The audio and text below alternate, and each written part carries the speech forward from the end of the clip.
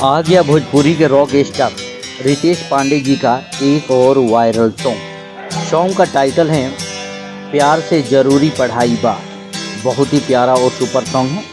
इस सॉन्ग में रितेश पांडे जी उनके साथ शिल्पी राज जी का मधुर आवाज़, गाने के राइटर विशाल भारती जी, म्यूजिक से सजाया है श्याम सुंदर जी ने।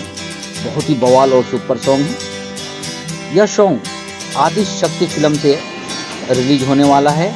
यह अभी इसका पोस्टर आदि शक्ति पर आउट हो चुका है। यह अभी सॉन्ग कमिंग सून में है। हो सकता है कि 1 से 2 दिनों में इसका टीजर और उसके बाद फुल वीडियो सॉन्ग आएगा। जितने भी रितेश पांडे जी के फैंस हैं तो रहें आप तैयार। आदि शक्ति पर जाना है, गाने को ढेर सारा दुलार प्यार देना है। साथ ही अगर आप हमारे चैनल पर नए हैं, चैनल को सब्सक्राइब कीजिए, शेयर कीजिए, ढेर सारा दुलार प्यार हमें भी दीजिए। मिलते हैं अगले वीडियो में, तब तक के लिए बाय, लव यू, जय हिंद, जय भोजपुरी।